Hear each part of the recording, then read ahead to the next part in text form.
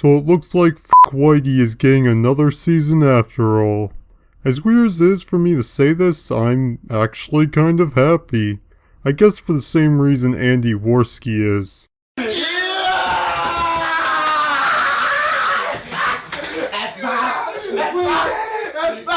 So in celebration of this momentous announcement, we're going to be taking a look at another one of Francesca's awful videos. Interestingly enough, I couldn't find any other response videos to this one, so maybe it's not as bad as the others. Let's dive right in. This week, Cincinnati police officers released body camera footage of Samuel DuBose being shot in the head during a traffic stop. And of course, DuBose was unarmed. The police officer who killed him claimed he feared for his life, even though the body camera footage shows that DuBose refused to get out of the car before the officer opened fire. And how does that refute the claim that the officer feared for his life? The officer in question claimed that he was being dragged by the car, which is only possible if DuBose was still in the car. So, why didn't DuBose get out of the car? Singer, DJ, and natural hair fashionista Solange summed it up perfectly in just one tweet. Dear world, Black people do not want to exit our vehicles in cop-related incidents because we've seen that end in murder too many times. I don't even know where to begin with your intellectual dishonesty here. First off, no duh you've seen black people being killed by police. That's because the media is obsessed with it. This argument is like saying I don't want to drive a car because I've seen it end in death too many times. Secondly, I'd like to dispute your claim that Sam DuBose didn't exit the vehicle just because he was scared of being shot. According to the CPD investigation, they found some marijuana in his car. Now I personally think that marijuana should be legal, but nevertheless it is possible that he didn't want to get out of the car because he was worried he was going to get caught. Additionally, if you observe the body cam footage, DuBose doesn't show any indication of fearing for his life. And if he had been, then how is it safer for him to be in the car? It clearly didn't stop him from being shot in this case. So logically speaking, if his main concern was being killed, getting out of the car and following the officer's orders would probably have been the most reasonable choice. Now just to be clear, that doesn't mean the shooting was automatically justified. If he wasn't posing a threat to the officer or anyone else, then the shooting was unjustified. But the claim that he didn't get out because he was scared of being killed doesn't hold much weight. And even though the Cincinnati prosecutor announced murder charges, that hasn't stopped people from arguing with Solange and proclaiming that DuBose could have avoided being shot if he had just gotten out of the car. Alright, let's go ahead and do a little investigating into this event. So Sam DuBose was stopped for not having a front license plate. The officer asked him for his license, which DuBose claimed not to have. Now I'm going to show you the footage of the shooting here. Just to warn you, it is graphic and will probably get this video demonetized, but it's essential to understand this case. Well, until I can figure out if you have a license or not, go ahead and take your seatbelt off for me. I didn't even do that. Go ahead and take your seatbelt off. Stop!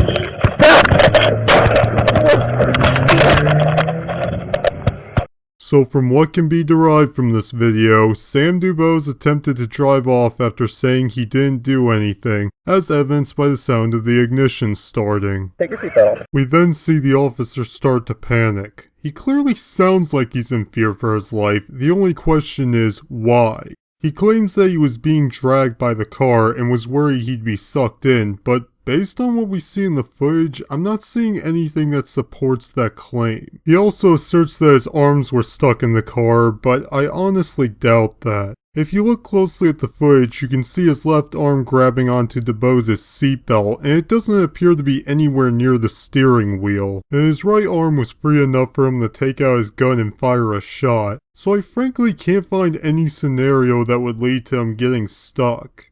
For a bit I thought maybe his pant leg could have gotten stuck in the door, but you can see that's not the case in the footage. Additionally, his arms weren't in the vehicle until he reached in, so you could make the argument that he probably shouldn't have done that. Even if DuBose was trying to drive away, they could have just gotten his back plate number and attempted to arrest him later. So based on the evidence we have, I would probably say that the shooting was unjustified. I think there might be a possibility of there being details that haven't been observed that could justify the officer's fear, but given what we know, I doubt it. So I'll let you have this one. And when it comes to not being killed by the police, the list of do's and don'ts for black people continues to grow. Don't be mentally ill.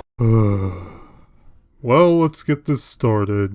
So in the case of Hamilton, 2 police officers checked on him and found he was doing nothing wrong. Then Officer Manny came, not aware of this, and started to pat Hamilton down. Hamilton then started to resist, which led to a struggle. Manny tried to subdue him with his baton, but Hamilton grabbed it out of his hands and started hitting him with it. It was then that the officer pulled out his gun and shot him in the chest, which surprisingly enough didn't stop him, which is why he shot him several times more.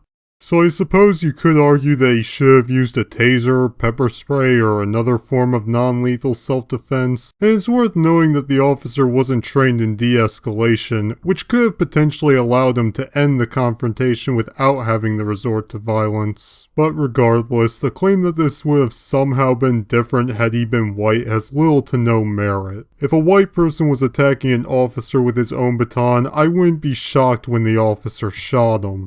In the case of Ezel Ford, it's a lot more complicated. The police claim that he charged at one of them, knocked him over, and tried to grab his gun. Other witnesses, though, dispute that. The autopsy report apparently doesn't contradict what the officers claimed, so it's not a cut and dry case. Worth knowing is that the 2 officers were a Latino and Asian man. So not only is there nothing to suggest that any misconduct was the result of racism instead of just bad policing, but there's actually fairly strong evidence against it.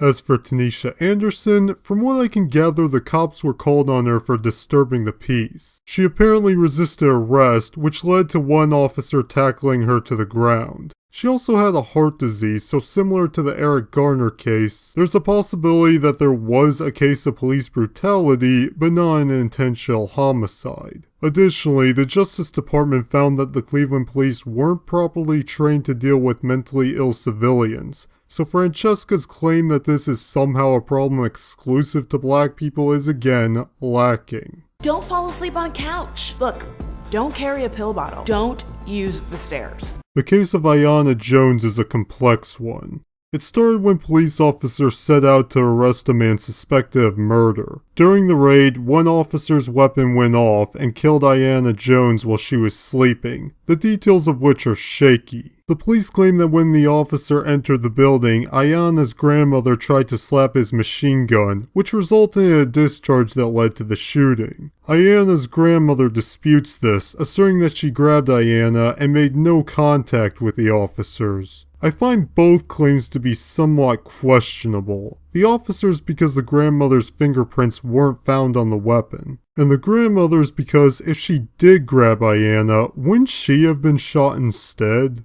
Between the 2 of them though, I consider the officers to be more suspicious due to the fact that not only were there no fingerprints found, but the odds that the bullet just happened to hit Aiyana from a discharge are pretty low. Not impossible, but low. So unless there are details that I missed or aren't available to the public, I would have to say that the officer probably should have been found guilty of manslaughter, if not murder. I can definitely say that this case is very tragic. Aiyana clearly didn't do anything that warranted being shot. Romain Brisbane. In all honesty, I wasn't able to find out enough information on this case. The police claim that they thought Romain was doing one thing, the witnesses dispute it, but there's not enough here for me to make a sound conclusion. As for Akai Gurley, I've talked about him in a previous video. The shooting, according to the officer at least, was an accident. And if that's the case, you could make an argument that he should have been charged with manslaughter. But again, is there any evidence that suggests it would have been different if he was white? Don't play with toy guns. Don't call the police for help. Well, don't have a broken taillight. Okay, so first off, it's not don't play with toy guns, it's don't remove the orange tip from toy guns. What happened to Tamir Rice was nothing short of tragic. Even if he was the one who removed the orange tip, chances are it was because he was a kid that didn't know any better. As for the shooting itself, I'm hesitant to say whether or not it's justified. Without the orange tip, the gun does look realistic, but going by what I've seen of the footage, I'm not sure if it warranted the shooting. Apparently in the 911 call that led to the dispatching, the caller stated that the guy pointing a gun at people was probably a child and that the gun was probably fake. But the dispatcher failed to notify them of this, so I would say they're at least partially responsible. One of the officers claims that Tamir reached for his waistband to pull out the gun, and because security camera footage still sucks, I can't really dispute or confirm that claim. All I can really say is, if you have a child and they want to play with a toy gun, that's fine, but please make sure they don't take the orange tip off. And make sure that they know not to try and brandish it around police officers. I'm not sure why Philip White is listed under "Don't call the police for help" because he never called the police. Now I've seen the footage and there's honestly no disputing it. This was a case of police brutality. You can see them commanding their dog to attack him while he's on the ground, not posing any threat.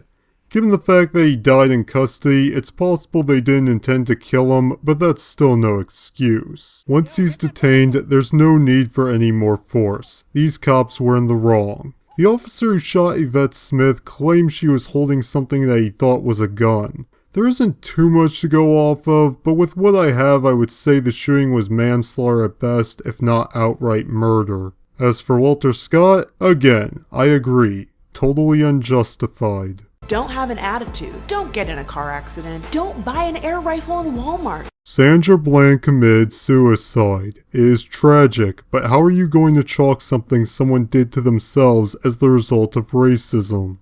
As for Jonathan Ferrell, we actually have footage of this one.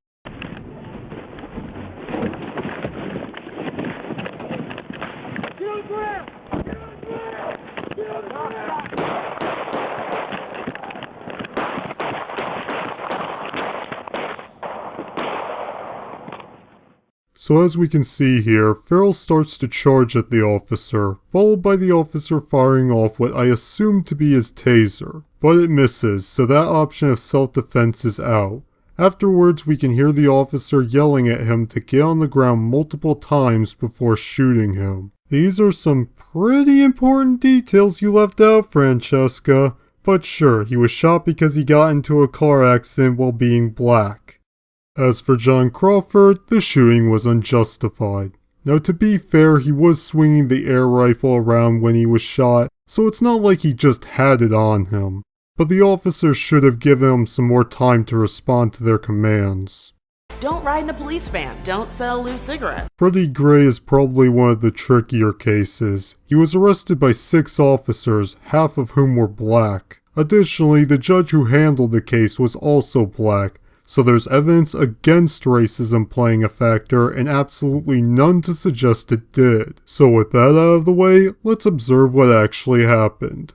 Freddie Gray died due to a spinal injury, which happened due to him not wearing a seatbelt. Now the officers claim that Gray was being combative, and I'm not a lawyer so take this with a grain of salt, but if I understand correctly, an officer is allowed to not seatbelt a suspect in the event that they are resisting. So if that is the case, and Gray was indeed resisting, then that would make Gray responsible for his death, at least as far as the law is concerned. If not, then this would be manslaughter. The only source I've been able to find that claims that officers aren't required to seatbelt passengers that are resisting is this blog, but I haven't been able to locate the law that backs this statement up, so I would suggest that you do your own research on this case. As for Eric Garner, he was resisting arrest, but the officer was using excessive force. Unlike the Philip White case though, he didn't already have Garner detained. So, yeah, probably should warrant a manslaughter charge.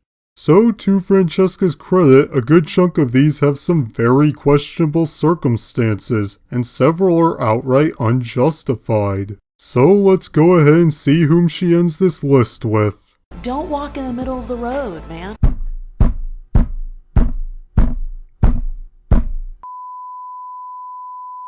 Why do you people keep trying to paint Michael Brown as a victim? He attacked an officer and was shot for it. trying to pass it off as him being shot for walking in the middle of the road is the most intellectually dishonest way you could put it. This video came out in 2015, around 5 months after the Department of Justice report was released. So you're either willfully ignorant or you didn't do your research. Now at this point I'm imagining a lot of people are going to point to the new footage and court document that have been released. Yes, I am aware of the existence of these newfound pieces of evidence, and they change absolutely nothing. So first off, we have the footage of the store that suggests that Brown had a deal with the clerk to give him the cigarillos in exchange for a bag of weed. This footage was brought to light by filmmaker Jason Pollock in an effort to promote his documentary, Stranger Fruits. I would like to start by pointing to the fact that the footage may have been edited. It's difficult to say for certain because again, security cameras still record in piss quality, but I'll leave a couple links to people arguing the case that it's been edited. And secondly, even if we assume that they did have an agreement, it changes nothing. Brown wasn't shot for robbing the store. He was shot for attacking a cop. If they did have a deal, then the guy who called the police clearly wasn't in on it. And then we have the court document where Wilson admits that Brown didn't try to grab his gun from his holster. The problem everyone seems to miss with this is that Wilson never claimed that Brown tried to grab the gun out of his holster. He claimed that Brown tried to grab the gun out of his hands after he pulled it out in response to Brown assaulting him. The lawyer who asked Wilson these questions specifically asked him this in order to deceive people into thinking that Brown never tried to grab the weapon at all. So again, nothing's changed. The shooting is still justified. Or just don't be black. This is another thing that frustrates me about this whole argument. Okay, you've listed examples of black people who have been killed by police, but how do you know that things would have been different had any of these people been white? Are you saying that white people don't experience police brutality? Because that is demonstrably false. Is it somehow impossible for a black person to experience police brutality without it being the direct result of racism? In addition to that, why do you keep using examples where the cops could be or are justified? You seem to like throwing the word unarmed around a lot, but has it not occurred to you that armed and justified are two separate things?